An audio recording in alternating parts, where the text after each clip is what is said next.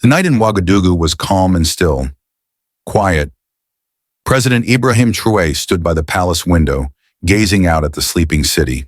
The dry, dusty wind swept through the streets, but he sensed there was something else in the air, something amiss. For weeks now, strange occurrences had been unfolding. Military plans had begun to leak, secret meetings no longer remained hidden, and enemies appeared to possess knowledge they shouldn't have. Ibrahim knew this wasn't luck. Someone close to him was a traitor. He felt it deep in his bones. Burkina Faso had broken free from foreign control.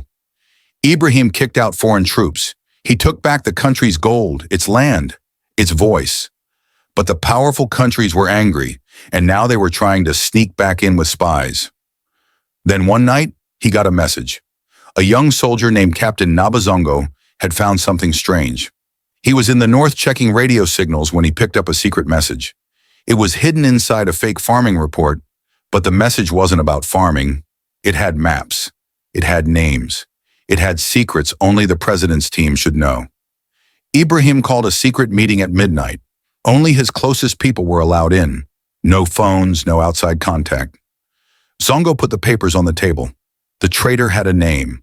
Colonel Desiree Wata, Traoré's old friend, a man he trusted with his life.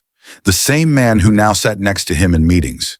The same man who knew every detail of Burkina Faso's defenses. The room went cold. No one spoke. He's been giving information to the foreigners, Zongo said. He's been doing it for months. Ibrahim's heart was heavy, but his face stayed calm. He looked at everyone in the room. No one moves, he said. No one arrests him. We wait. We watch. He took a deep breath. If there's a snake in this house, we don't kill it yet. First, we follow it to the nest.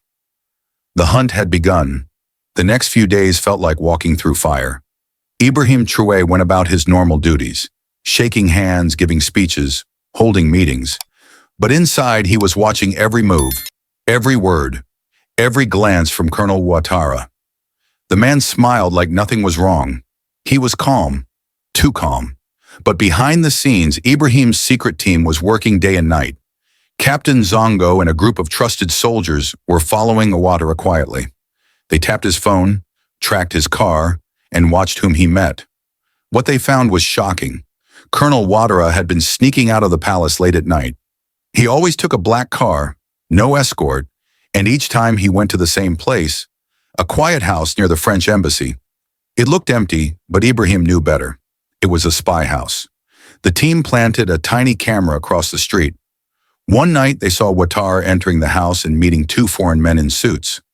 One of them was from the U.S., the other a European. They gave him a black suitcase. He gave them a file. Inside that file was the president's travel plan for the next month. That was it. Proof. Ibrahim watched the video himself. He stood in his dark office, fists clenched. His own friend, the man who once took a bullet beside him in battle, was selling him out like a cheap product. But Ibrahim didn't get angry. He got smart. He picked up the phone and said only 2 words to Captain Zongo. It's time. They prepared a trap.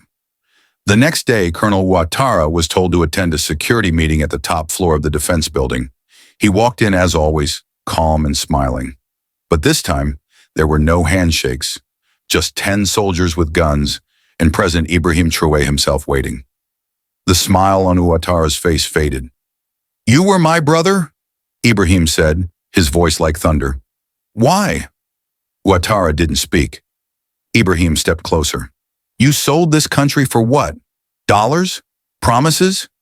You think they'll protect you now?" Still no answer. Then Captain Zongo opened the suitcase. Money, tracking devices, and a hidden USB drive.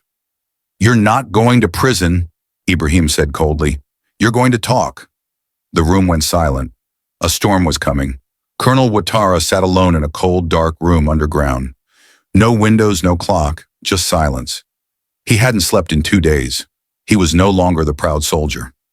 Now he looked like a broken man. President Ibrahim Traoré stood behind a one-way mirror watching him. His face showed no emotion, but inside his heart was heavy. This was the man he once called a brother. They had shared food, stories, and war. Now they were enemies. Captain Zongo stepped into the room and placed the USB drive on the table. "We opened it," he said. "It's all there. Every file you gave them. Every secret." Ouattara looked down. "You don't have to talk," Zongo added. "But when they find out you've been caught, they'll throw you away like trash.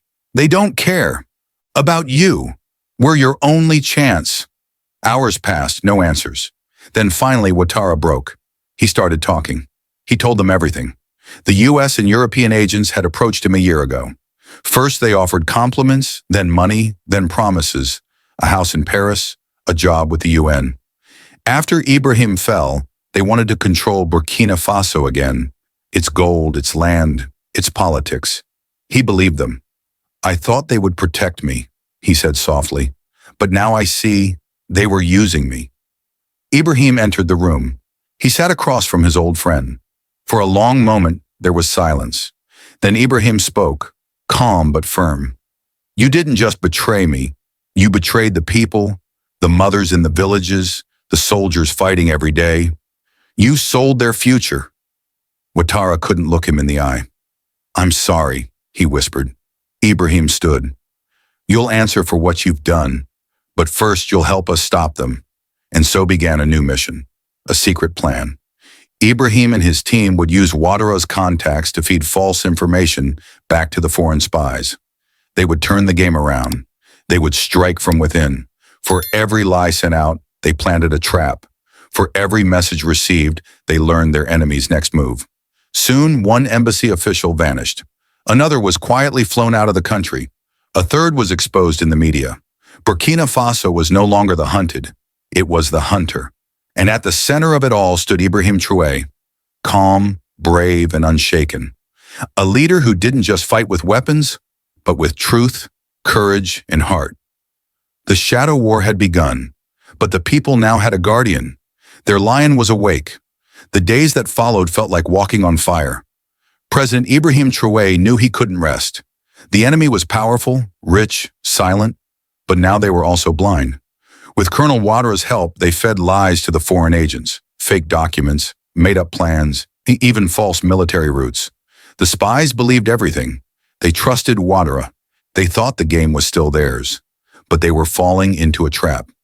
Captain Zongo ran the entire operation from a hidden room deep in the Ministry of Defense. There were maps on the walls, blinking lights, and radios buzzing day and night. Ibrahim visited every night, in secret, guiding every move. Then the big chance came. One of the foreign agents, a man named Reed, working under the title of agricultural advisor, sent a message.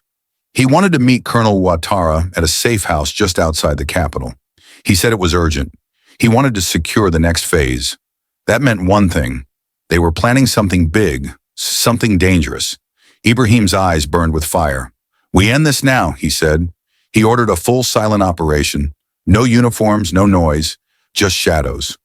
At midnight, Colonel Ouattara entered the safe house, wearing a hidden mic and a tiny tracker in his belt. His hands were shaking. He knew this could be the end of him if things went wrong, but he also knew he owed it to his country. Inside, Reed and another European agent were already waiting. "You've been quiet," Reed said coldly. "Is the president suspicious?" Ouattara kept his face calm. "He trusts me. I brought the next phase files." He handed them a fake folder. Then Reed leaned closer. "You need to be ready. It's time to finish him. The president must fall before the elections." Outside the safe house, Ibrahim listened through a headset. His eyes narrowed, his jaw tightened. That was it. He gave the order. Like ghosts in the night, Zongo's team moved in. Doors burst open in seconds. The room was surrounded. Reed and his partner froze. Guns were pointed at their heads. "You're under arrest," Zongo said. "You have no right." Reed shouted, "We're diplomats." "Not tonight," Zongo replied. "Tonight, you're caught." As the agents were dragged away, Ibrahim stepped into the room. No guards, no weapons. Just him. Reed looked at him with hatred. "You think you've won?" "I didn't win," Ibrahim said calmly. "Burkina Faso did." The world woke up the next morning to shocking headlines. Foreign spies caught in Burkina Faso espionage plot. Traoré exposes secret plan to destabilize government. Embassies went silent. Foreign statements were full of excuses, but inside they knew they'd been stung. And the man who led the sting, a soldier, a patriot, a lion who would not kneel. The morning after the arrest, the sun rose differently over Ouagadougou. It was brighter, stronger, like the land itself could feel the truth had come to light.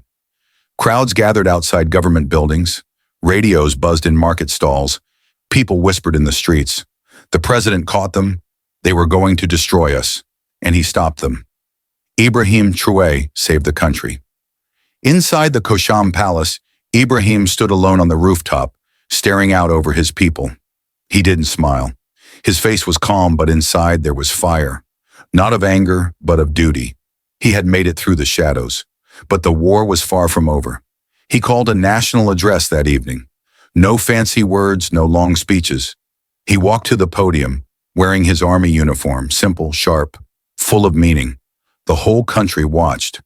"I speak to you tonight not as a president," he said, "but as your brother, your son, your soldier." His voice was steady. His eyes were strong. Foreign powers tried to poison our nation from the inside. They used one of our own to steal our plans, our dreams, and our future.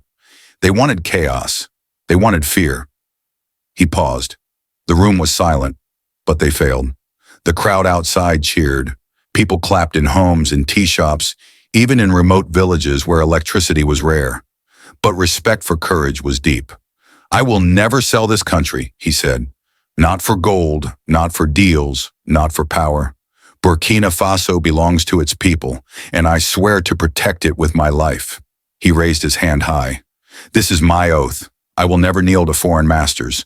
Never again." The words hit like thunder across the continent. Young leaders listened, activists cheered, even elders who once doubted him now nodded with pride. Traoré was more than a president now. He was a symbol, a shield. Later that night, as the city returned to peace, Ibrahim sat with Captain Zongo under the stars. "You did well," he told the young man. Zongo smiled. "I followed your lead, sir." Ibrahim looked up at the sky. "They'll try again. Maybe in another way. Maybe with another face. Then we'll stop them again." Zongo nodded. "Yes." Ibrahim nodded slowly. "As long as we stand together, they'll never take this land." And with that, the lion rested, but only for a moment, because heroes like Ibrahim Traoré don't sleep for long. They rise with the people. They fight in silence.